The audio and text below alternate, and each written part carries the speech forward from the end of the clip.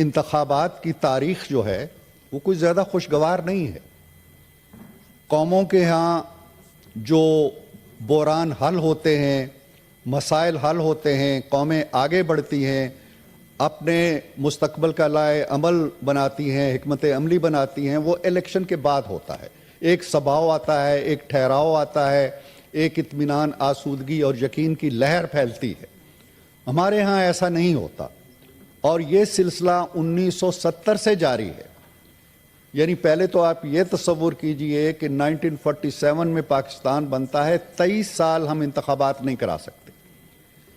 پہلے انتخابات جب ہونے لگتے ہیں 1958 میں تو ایک طویل مارشل لا آ جاتا ہے، انتخابات سے پہلے ہی آ جاتا ہے.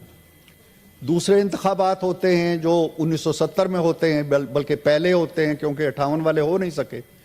اس وقت ایک اکثریت کا فیصلہ جو ہے وہ تسلیم نہیں کیا جاتا، لہذا ملک ٹوٹ جاتا ہے. یہ پہلی مثال ہے ہمارے عوامی اور عام انتخابات کی جو انتہائی دل شگاف ہے اور انتہائی افسردہ کرنے والی ہے، افسوسناک ہے.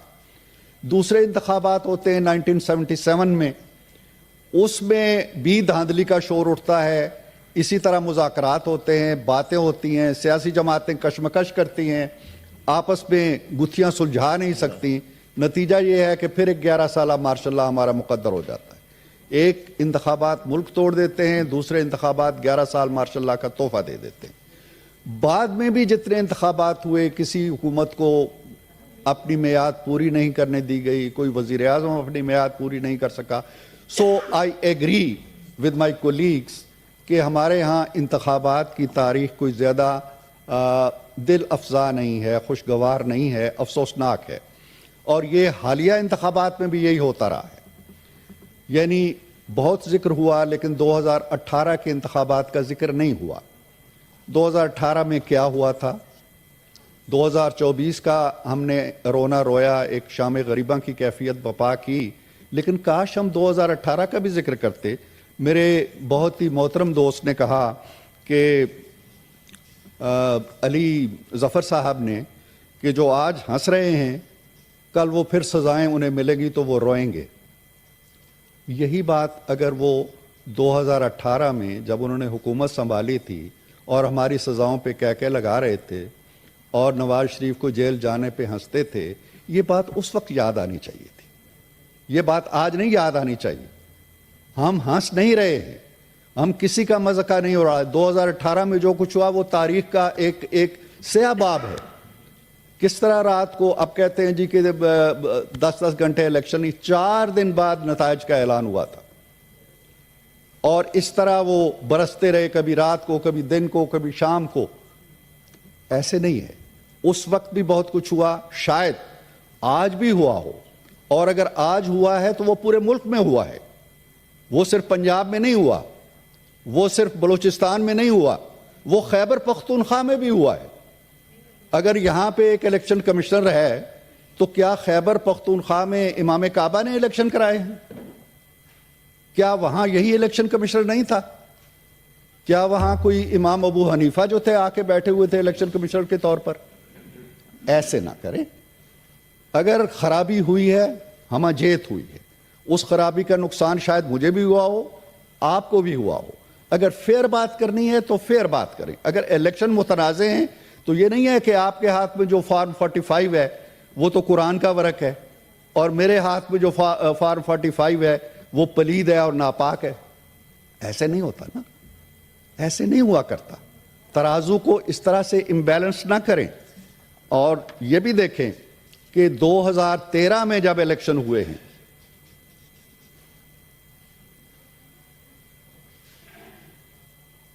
جی آپ جاری رکھیں. 2013 میں جب الیکشن ہوئے ہیں اور یہاں پہ 4 مہینے کا ایک احتجاجی دھرنا ہوا ہے، اس وقت بھی کہا گیا، اس وقت کا نعرہ کیا تھا؟ 35 پنکچر. آج کا نعرہ کیا ہے؟ 45، فارم 45. تب کہا گیا کہ افضل خان اٹھے تھے اس وقت، کوئی سابق سیکرٹری تھے، اور انہوں نے کہا تھا جی بڑی دھاندلی ہو گئی. آج ایک کمشنر صاحب اٹھائے ہیں. یہ توازن دیکھیں اور یہ ریپیٹ ہوتی ہوئی ہسٹری دیکھیں. اس وقت یہ الزام تھا کہ اردو بازار میں بیلٹ پیپر چھاپے گئے ہیں، آج یہ ہے کہ لکشمی چوک کے اندر کوئی پریس ہے وہاں چھاپے گئے ہیں۔ یہ اگر دھاندلی ہوئی ہے، میں یہ عرض کر رہا ہوں، تو یہ ہر کہیں ہوئی ہوگی۔ آپ جو ایک سیلے بے پناہ کی طرح پورے خیبر پختونخوا کی پہاڑوں اور وادیوں پہ چھائے ہوئے ہیں، وہ ٹھیک ہے، وہ درست ہے، وہاں کیوں نہیں ہوئی دھاندلی؟ جہاں جہاں آپ جیتے ہیں وہ دھاندلی سے پاک منزہ مصفہ الیکشن ہے۔ جہاں جہاں آپ کا مخالف جیتا ہے وہ دھاندلی سے جیتا ہے، وہ ووٹ چوری کر کے جیتا ہے، اس کو کسی اور نے جتایا ہے۔ ایسے نہیں ہو سکتا۔ ہو سکتا ہے 5 سیٹیں 10 سیٹیں ادھر ادھر ہوئی ہوں، میں یہ نہیں کہتا ہوں، ہمارے ہر انتخابات کے اندر ایسا ہوتا رہتا ہے، لیکن یہ نہیں ہوتا۔ اور پھر 2018 میں نواز شریف کہاں تھا؟ آج عمران خان صاحب جیل میں ہیں، تو نواز شریف کہاں تھا؟ وہ بھی جیل میں تھا، اسے بھی سزائیں ہو چکی تھی، اسے بھی الیکشن میں نہیں آنے دیا گیا، اس کی بیٹی کو بھی جیل میں ڈال دیا گیا، کہا گیا کہ 2 سال کی محنت ضائع ہو جائے گی اگر یہ باہر آئے اور الیکشن لڑے۔ یہ باتیں ہم بھول گئے ہیں۔ اس وقت سب ٹھیک تھا، جائز تھا، کوئی احتجاج کی آواز نہیں اٹھتی تھی۔ جو اس وقت غلط تھا وہ آج بھی غلط ہے۔ اس وقت ہمیں الیکشن میں حصہ نہیں لینے دیا گیا، اور ہمارا جرم یہ تھا کہ ہم نے بیٹے سے تنخواہ نہیں لی تھی۔ آپ کے جرائم کی فہرست تو ذرا مختلف ہے، اور یہ بھی دیکھیں کہ آپ کے ہاں تو سزائیں ہو رہی ہیں نچلی سطح کی عدالتوں سے، آپ وہاں سے جاتے ہیں ہائی کورٹ میں، ہائی کورٹ سے جاتے ہیں سپریم کورٹ میں۔ ہمیں تو سزائیں سپریم کورٹ دیتی تھی، وہیں سے شروع ہوتی تھی، وہیں ختم ہو جاتی تھی، نہ کوئی اپیل، نہ کوئی وکیل، نہ کوئی دلیل۔ یہ ہمارے ساتھ ہوتا رہا ہے، اور پھر بھی ہم نے 2018 میں بھی آ کے ہم وہاں بیٹھ کے اور آرام سے اپوزیشن کے طور پر اپنا کردار ادا کیا، سڑکوں پہ بھی نہیں گئے، واویلا بھی نہیں کیا، دنیا جانتی ہے کیا ہوا تھا۔ تو خدا کے لیے آپ بھی اس نظام کو بچانے کے لیے، اس نظام کے دفاع کے لیے آگے بڑھیں۔ ہم کسی وات المسلمین میں شامل نہیں ہوئے، ہم کسی سنی کونسل میں نہیں گئے، ہم آزاد بیٹھ کے اپنا کام کر رہے ہیں، اپنی بات کہہ رہے ہیں۔ تو دوسری بات یہ ہے، ایک سروے جو پاکستان کا سب سے معتبر ادارہ ہے، گیلپ، اس کا سروے، اس کا نام تھا political weather report, Gallup Pakistan کی طرف سے جنوری میں شائع ہوا، الیکشن سے 1 مہینہ پہلے۔ وہ ریکارڈ میں ہے، آپ اخباروں میں دیکھ لیجئے گا اور ان کی ویب سائٹ پہ دیکھ لیجئے گا۔ وہ یہ کہتا ہے، وہ سروے یہ کہتا ہے کہ پنجاب اور اسلام آباد کو ملا کے پی ٹی آئی جو ہے وہ 34% ووٹ لے گی یا سیٹیں لے گی، اور پی ٹی آئی نے لی ہیں 35%۔